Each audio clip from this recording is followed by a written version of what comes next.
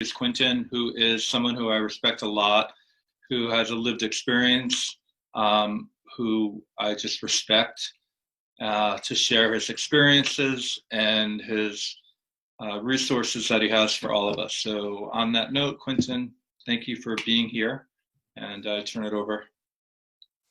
Thank you. I hope everyone's doing the best they can under the circumstances. I appreciate everyone's time. I didn't want this to feel like I was giving you like a mandate because I'm just one person. So this might require you to have more conversations amongst yourselves and with other people in your life.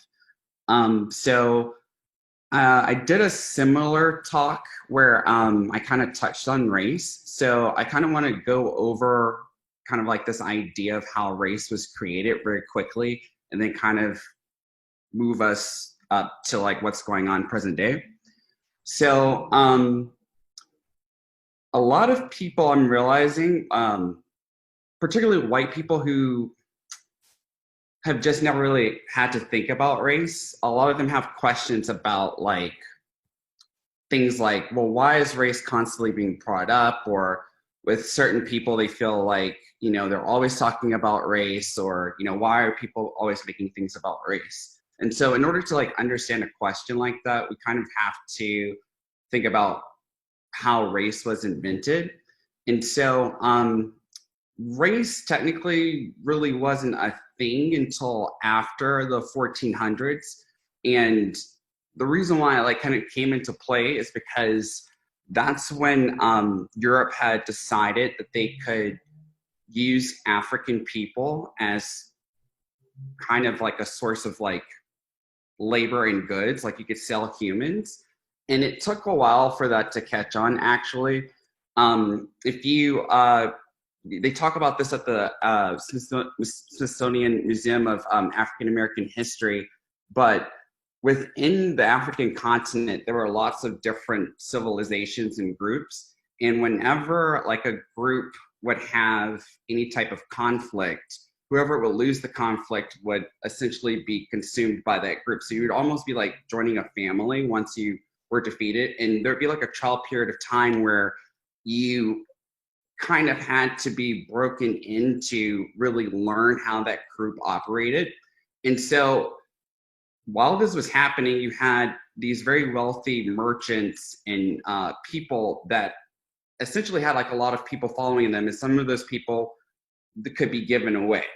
So once that kind of caught on with some of the travelers who were coming in and out of Europe, they started strategizing ways on how to turn this into a business, because London and France and some other European countries were severely on the brink of like bankruptcy. Like they just couldn't afford the lavish lifestyles and things like that.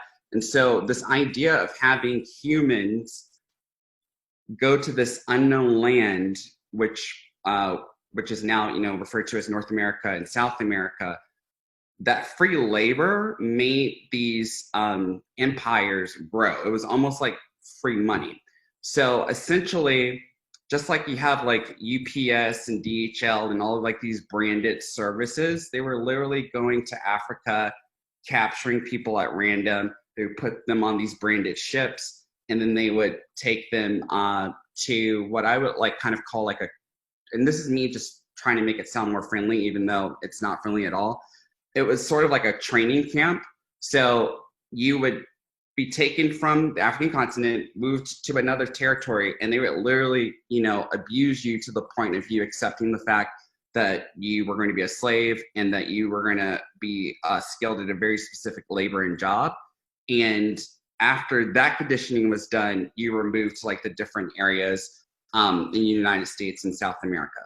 So as that's happening, there are a lot of laws that are taking place, and eventually you have like the transatlantic slave trade, and then that eventually gets shut down, and then you have the Africans left in America, and America still kept the business of having slaves alive by essentially breeding the Africans like cattle.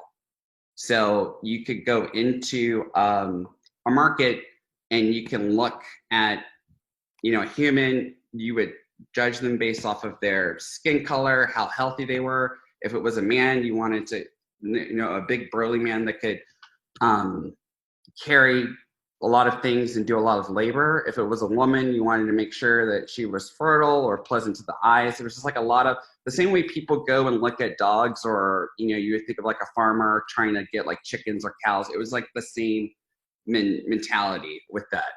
And so that's essentially the start of racism in America. And then you have, I'll quickly try to go over the timeline. When slavery was abolished, Lincoln essentially would have loved for the Africans to be sent back to Africa, but that there were so many of them, they couldn't do that. So Lincoln essentially, he's viewed as a hero, but he was kind of just like not really trying to put these displaced Africans anywhere. So a lot of the Africans ended up staying with their slave owners, still not getting paid, working for free, because that's the life that they've already known. Also during that time, as Africans were starting to move to different parts of the United States, a lot of them are trying to reach out to family members that they were split up with. There's not like an efficient way for them to reunite and actually like build something. And you see this throughout the American history timeline, because any type of unity the African Americans have, or any type of solidarity they connect with non-Blacks, immediately gets destroyed. So in America especially, you have like the definition of white, and that definition continues to change. At first it was, Anglo-Saxon, then it evolves to include Italians who were once viewed as, immigrants that weren't white. Then the Irish get added to that.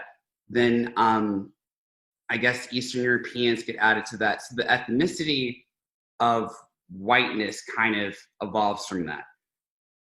This is all done so that they try to take as much support as they possibly can from Blacks, because they don't want Blacks to, I guess, overthrow the government or anything like that. So it's just to keep them weak.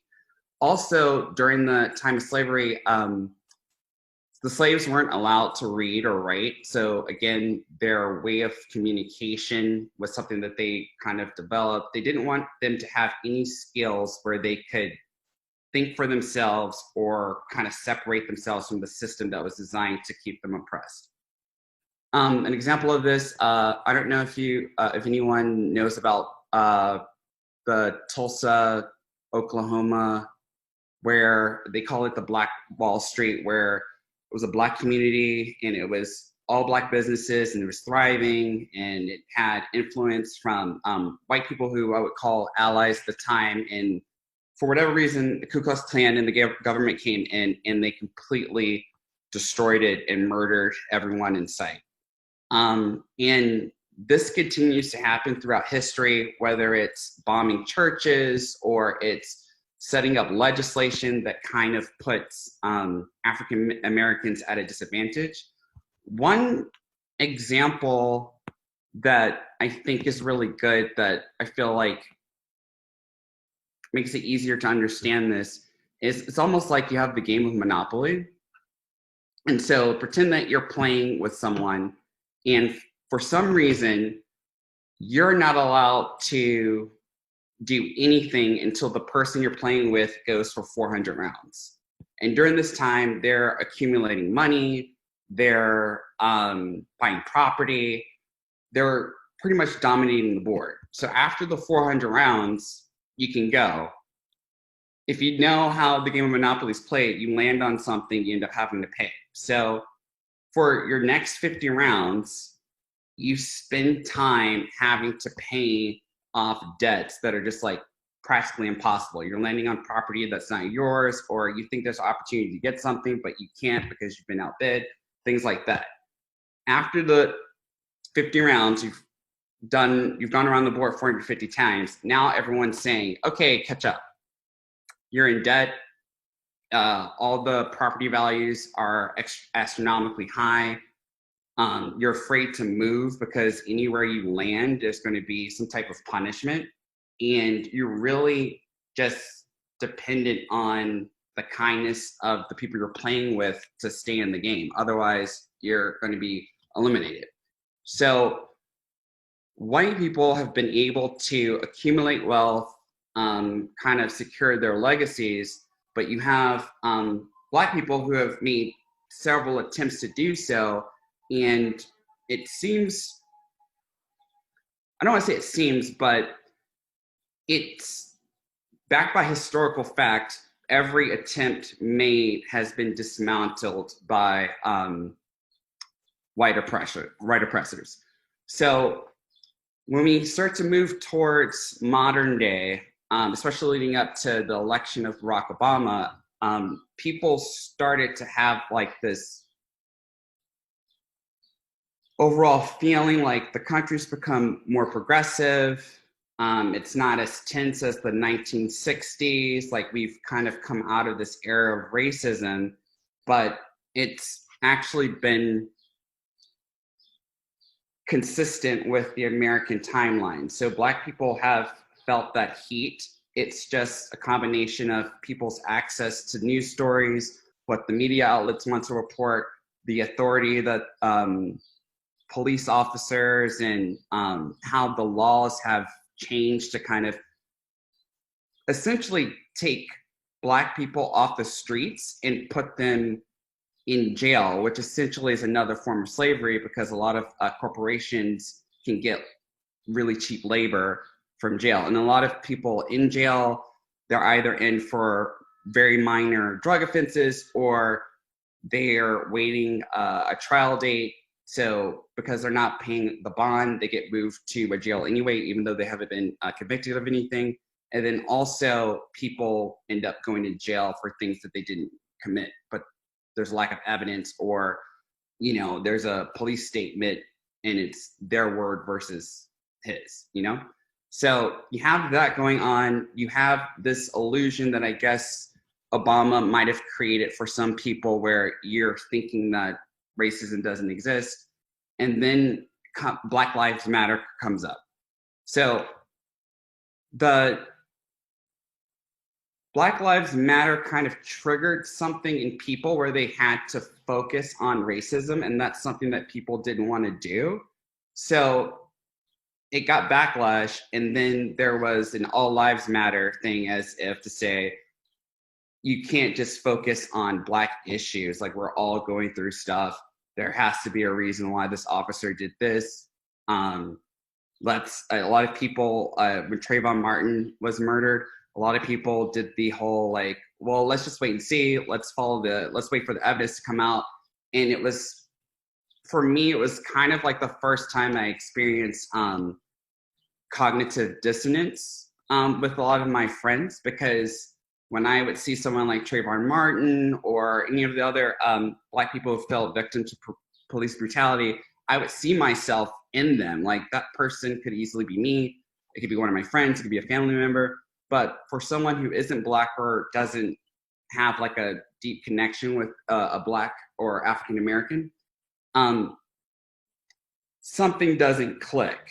So you're not looking at a human, you're looking at kind of like a troublemaker or someone that had to have done something wrong, because from your viewpoint, police have always been good because all of your interactions with police might have been pleasant. But that isn't easily said for someone who's African American.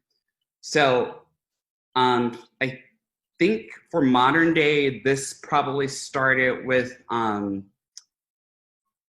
Rodney King in LA. And then if you know anything about the OJ trial, there was an overwhelming number of Black people who supported OJ, even though the evidence might have supported him as guilty. But again, it was just this sense of, we're being oppressed. This is a famous, very successful football player. We don't have that many heroes. We need a win. So OJ wins. Everyone's feeling like it's a victory. And that kind of, I feel like for baby boomers, that might have been this feeling that Blacks may think that they're above the law. So in just the social media responses that I see when I'm viewing, when I come across like a police brutality video or someone posting a meme about it, you'll see these comments from older people, Gen Xers and baby boomers, and it's almost like they're tired of Black people trying to get away with crime, and that stems from a narrative that they've been taught that's racist and incorrect, and it's something that they as an individual will have to unlearn.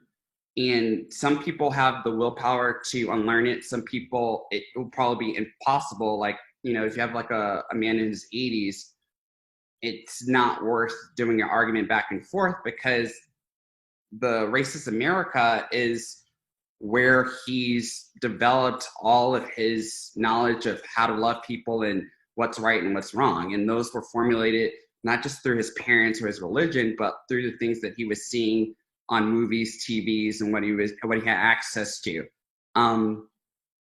And for Black people, there's always been a sense of danger, like moving cautiously. So you don't see a lot of Black people, especially in the workplace, taking a lot of risks, because a lot of Black people have a sense of, I'm occupying a space that people may not want me in, and I don't want to lose my life over it. So that is initially what the Black Lives Matter movement is about. And I think that it's gotten traction and a lot of attention and a lot of good things, because people are starting to realize that there's a difference between being non-racist, and a non-racist is just someone who, they'll probably say something like, well, I don't see color, or you don't necessarily have immediate negative thoughts when you come across a Black person you don't know, or you have Black people in your life and you've never really thought about their race or how it might affect them personally. And what people are realizing is that being a non-racist is not enough. You actually have to be anti-racist. And so the movement we're seeing now is white people essentially deciding that they no longer want to be on the wrong side of history.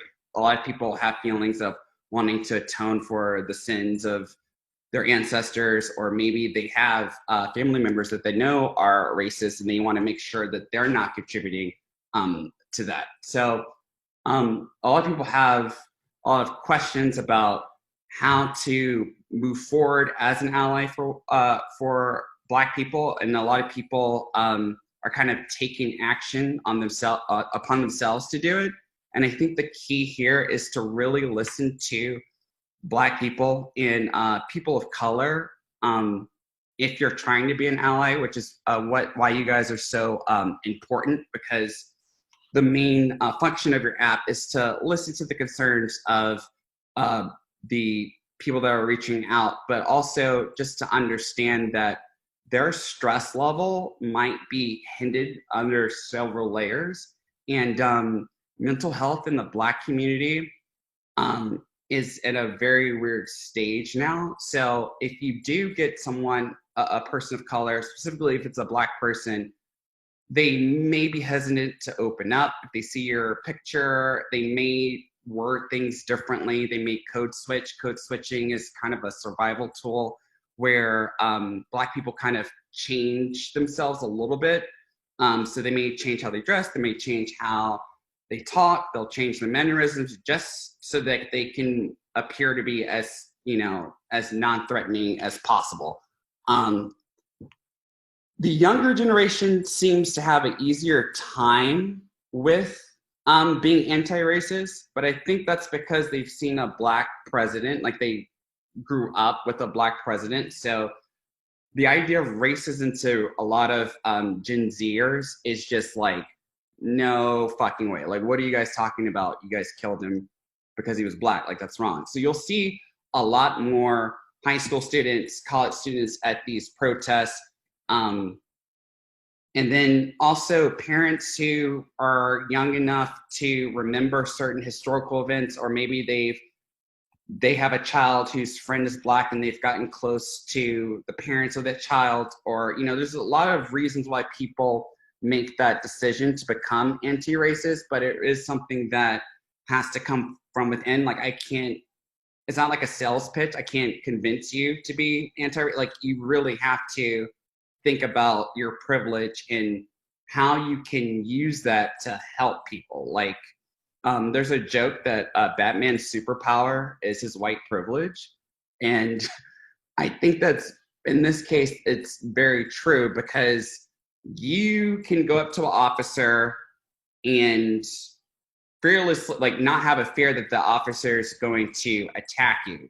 You can pull out your phone and, you know, record things. You can give people a heads up, like, hey, I just noticed like a cop like writing down your license plate or something like that. It's just keeping your eyes open and having like a willingness to help out or to make yourself uncomfortable to potentially save someone's life.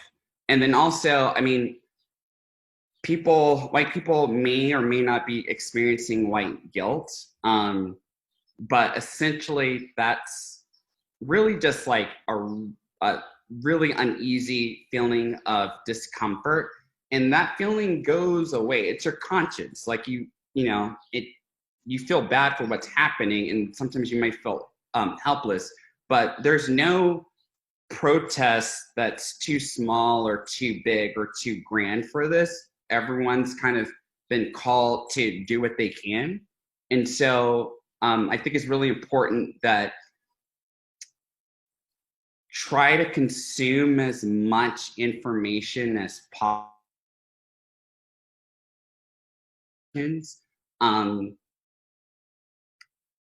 There's sort of this this common thread with like the age groups of, you know, like you'll see like there's a video where there's a young girl and the dad's having the talk, and you think like the talk is about the birds and the bees, and it's not. He's literally, I think she's like 9 years old, and he's literally saying, okay, what do you say if a police officer approaches you? She throws up her hands. She's like, my name is Kiara Smith. I'm 9 years old. I go to Lakeview Middle School. My dad's name is, like, it's sad and it's tragic that a little kid has to do that, but it's important because we want to make sure that she gets home safely. And those are the type of psychological things that are happening within the Black community. Like, kids aren't allowed to be kids because they're having to get survival tips just in case they're not with their parent. Parents are worried about themselves. They're having to worry about their kids. They're having to worry about their income. You may come across a lot of individuals who their workplace is a source of tension. So they may feel as though their boss treats them differently, or certain coworkers are kind of bullying them, or they may have like some confusion, like they may want to call it racism, or they may be hesitant to call it racism. When you hear it, you'll know it's racism, but a lot of people do, well, I think that just happened, but I need to pretend that it didn't happen, because if I have to sit with it and process it, I'm going to go crazy. And so, I mean, I really think that the next pandemic is going to be a mental health crisis. And I personally don't think the African American community is prepared for it, because you're going to essentially, to get Black people to talk about their feelings requires trust. And sometimes that trust is hard to get. And then if you're curious as to why that mentality is, when slavery ended, nearly all of the African Americans were trying to build a new life. The ones that were making the decision to leave the property of their masters and things like that. But we're entering like a Jim Crow era, so they couldn't use the hospitals, they couldn't go to restaurants, things like that. So the hospitals often had like a small room where Black people could go nurses weren't allowed to go there. Like, you would have to see a doctor that was either, often the doctor wasn't even like the specialist for whatever the ailment was. So if you came in with like a broken arm, you might get a doctor who treats people with burns, and they're just gonna let you die. So the mentality is that if you're among the Black communities, that only go to the hospital if it's absolutely necessary. If you go to the hospital, it's a death sentence. So sort of this like, nothing is wrong, I'm fine. Like, a person could be completely bleeding out and they will try to stay home. And you're actually seeing a lot of this with the COVID-19 infections. Like, we don't know how many people were too afraid to actually go to the emergency room when they needed to. And I think that's probably why the number for African Americans is so high, because of the hesitancy to get medical help. But just this mentality of like not trusting doctors. And then also, if you throw psychology in there, a lot of people do not feel comfortable or safe talking about intimate things with individuals. And they also are fearful of what the medication might do. I mean, there's so many incidences of Black people being tested on, as the Tuskegee experiment, or early gynecology. It was like, everything we know about gynecology is because doctors were allowed to experiment on the bodies of Black women. And these are things that aren't talked about in classes. And you also may be experiencing anger from some people. Like, I know I was angry when I saw Hidden Figures, because as a kid, I was obsessed with NASA, but I never knew Black people worked at NASA. So I just never even thought. And when I saw that movie, I was like, wow, my life probably would be drastically different if I knew about these three brilliant mathematicians that helped get us into space. Like, I didn't know that was something that our community contributed to. Like, representation is very important, and people need to be able to see themselves in people. And I think part of the reason why Donald Trump got elected so easily is because a lot of people could not connect to Barack Obama because he was Black. Like, they just couldn't see themselves in him. With other politicians, even if they were, super rich and hanging out with celebrities, the poorest white person can at least look at that person and say, I can be that because I'm white, just like them. With Barack doing it, it's almost like he was rubbing it in their faces. And this is me trying to guess what would go through the mind of a racist that would have like an allergic reaction to Barack Obama, hence that person really wanting Donald Trump to be president. So that's the kind of the intro. I spoke for 30 minutes. So if you guys have any questions, or if there's anything I can explain better, I would love to. Can you, first of all, thank you. Incredibly powerful, incredibly valuable. Can you see the questions in the chat box, or do you want me to read them? Oh, okay. I got the chat box open.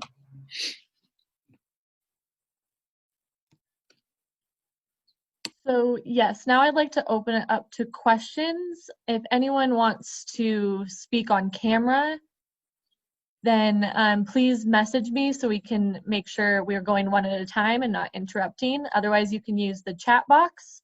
But yeah, either Quentin or Adam, do you want to go through? We have a few questions.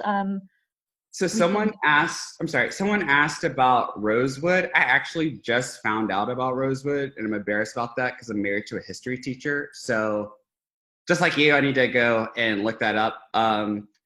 Tulsa, the reason why Tulsa and Rosewood are so striking is because there was so much effort to bury the story.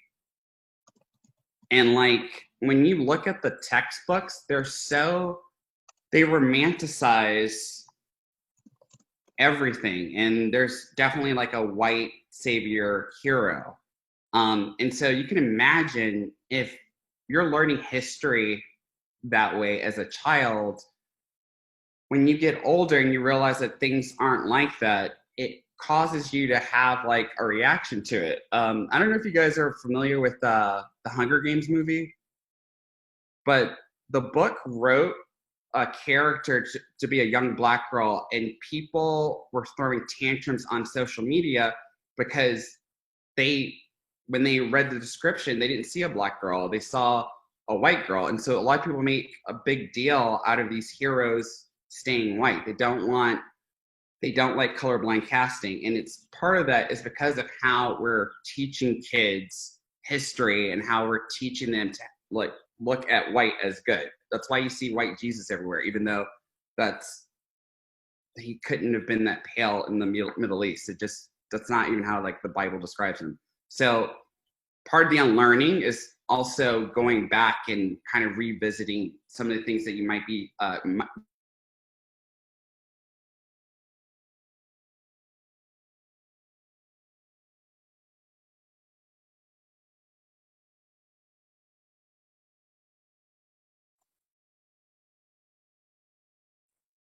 Quentin, we're losing you.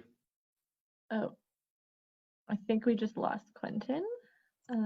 hello, I'm here. I see. Okay. Okay. You're back. Okay. Did I cut off at any point? You're good. There's a question. Can you please further discuss how the saying, quote, "I do not see color," can help and hinder a relationship with a person of color? I think that's the most insulting thing you could say to someone, because it might be so everyone, we're saying Black Lives Matter because this is something that's being overlooked. Like the life of Black people in this country is not being looked. So when you say, "I don't see color," you're attempting to remove yourself from any guilt or not take any responsibility in what's happening. And you may not personally be the one who's enforcing laws, or you might be voting liberally, and you might be really supportive of your Black friends. But when you say you don't see color, it also implies that you don't see the struggles that people of color are going through. You don't see their culture. Our values are what makes us human, and it's part of our cop out. Also, like, anytime someone says that to me, I just say, well, I hope you can fix that, because if someone's turning blue, I would hope that you would call 911, because that's an indicator that they're not breathing, or if they're turning red. Also, when people are like, well, I don't care what color they are, they could be black, brown, purple, or green. Cop out. Like, you're trying to throw a blanket over something that you, for whatever reason, don't want to investigate.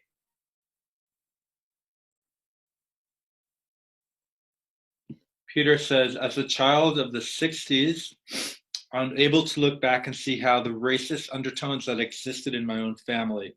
I grew out of these, but it's only been recently that I've been able to recognize the distinction between, quote, non-racist and, quote, anti-racist. What are some of the things that I, as an individual, can do to be an ally to the Black people in my life and in my neighborhood?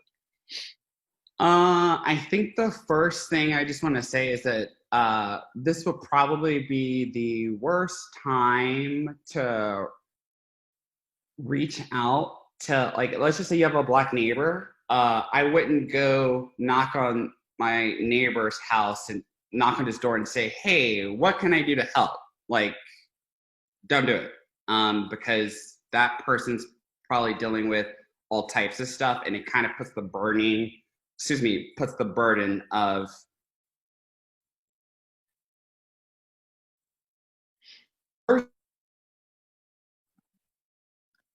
Quentin, you're breaking up again. Could you repeat that last thing? what was the last thing you heard? Because I've been talking. Burden of. What do you say? So, the burden of, like, don't go to that person. Yeah, so don't put the burden of learning on them, because they're already going through their day-to-day stuff. Instead, I would say try on your own to do some reading, watch YouTube videos, Really start with your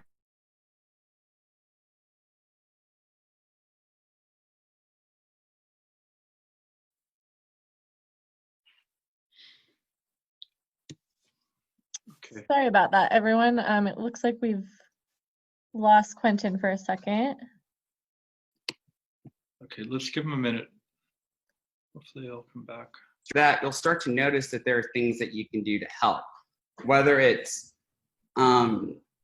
donating money to a charity. You can there in some communities they'll have or they're starting to form action committees where you're just helping certain politicians get elected, or you're doing charity work.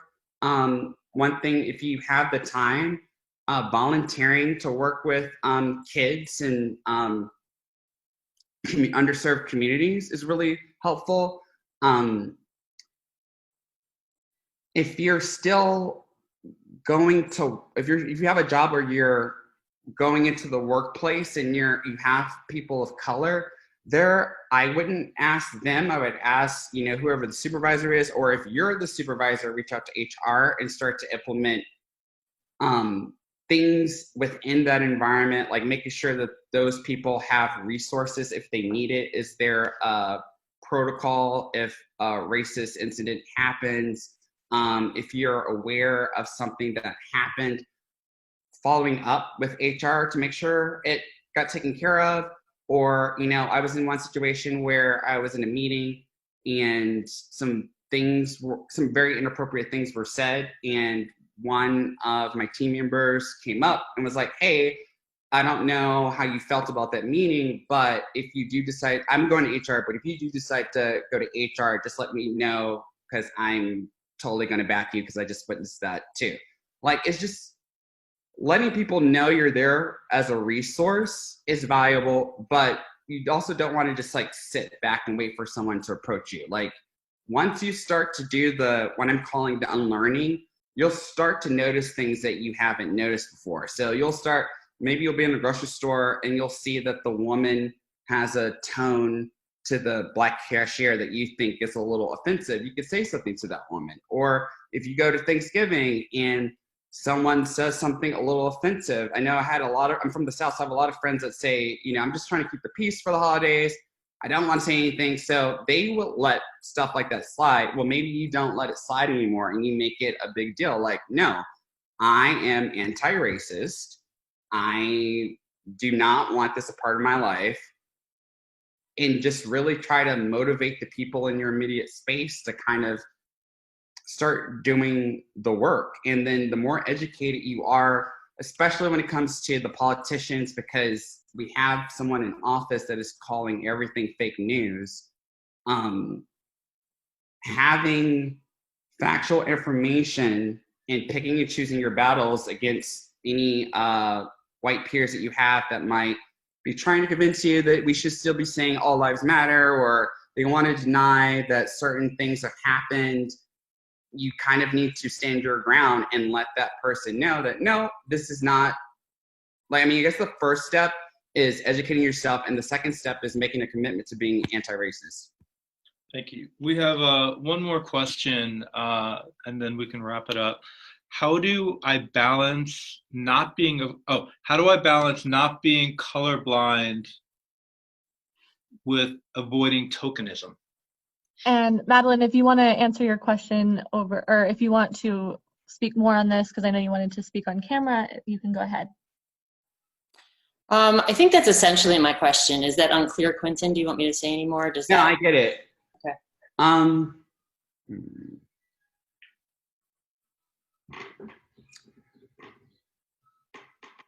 Okay, so tokenism is about intent, and sometimes that intent is very, very clear. So, for example, I do creative marketing for a TV network. It's Pride Month, and then all of a sudden, all this Black Lives Matter stuff happens. The next day, my boss throws me into a meeting to talk about it. I'm the only Black person in the meeting. I'm the only gay person in the meeting. That's tokenism. There was no conversation. There was no check-in. There was no regard for how I might feel being labeled. Like, I don't know. And, you know, this is a new boss I have. So it was just like, he knew the two main things about me was I was Black and gay, throw him into the meeting, you know? And this was after the first, this last weekend's protest. So I was just like completely anxious and upset and all over the place. It was tone deaf, and it was just like there was no regard for me. I was a worker and not like a human. So with tokenism, if your intent is to kind of meet a quota, or to your reasoning for needing a person is simply because of their identity, that's where that is. Sometimes that message can get mixed up. Like, maybe you'll look at like a group and you'll think this needs to be more diverse. So you'll ask someone, let's say her name is Sheila. Like, maybe there's a group and you want to add another girl, so it's like even women, even men. Sheila happens to be Black, and if she shows up and she realizes that she's the only Black person, she might feel like you've only added her to add color to it, when actually your intentions were something else. Like, you can have a conversation about that, but also don't be afraid of those conversations. Like, welcome them. Like, they will make you uncomfortable, but like, welcome those conversations, and that's how you will avoid anyone from feeling like a token. Like, a lot of stuff, I mean, Black people only make up, like, I think 13% of the population. So I don't want to lie and say that you're never going to make someone feel like a token. Like, some people may just have that in their head and they'll just react that way to most situations. But if your heart's in the right place and you're open to talking with them and listening to how they feel, like, you know, in the example, Sheila comes up to you, she's like, hey, like, thank you for inviting me to this group, but like, did you just add me because you needed a Black person?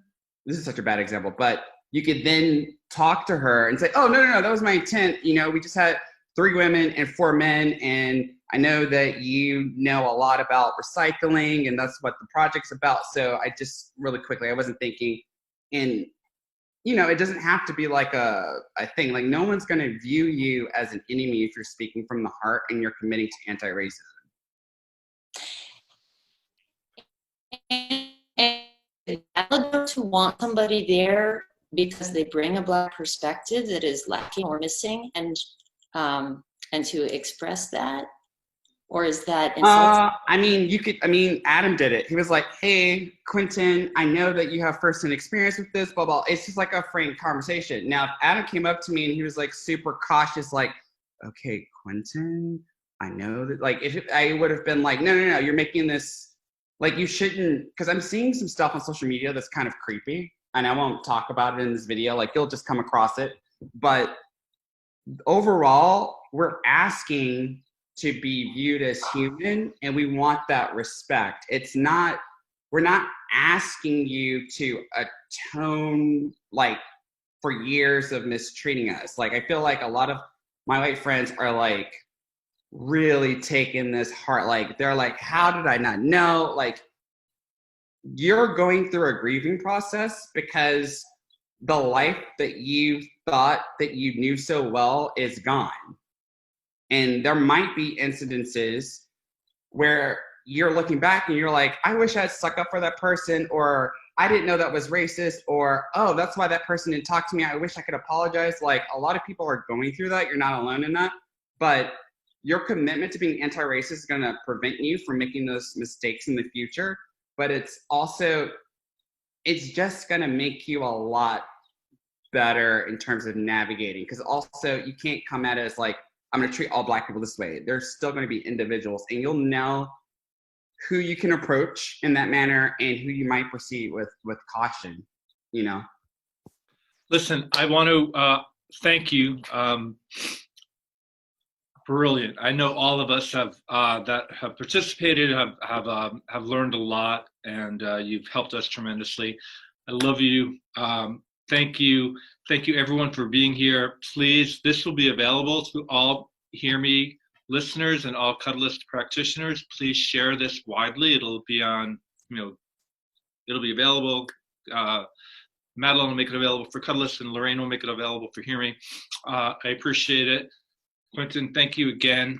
And if anybody wants to maybe just unmute themselves and just say thank you, we can have a minute to do that. Oh. We're going to wrap it up. Thank you. Thank you. Thank you. Thank you. Thank you. Thank you. Thank you. Thank you. Okay. If only all my Zoom meetings could end this way. Thank you very much. I'm going to, and also Lee put some resources up on the chat box if anybody wants to download, click on that link, and I'll leave it up for another minute and then I'm going to end the call. So again, thank you all so much. Also, Netflix has a really good list of films and shows. 13th is one, and then When They See Us is another. Honestly, there's just so many good documentaries and TV shows.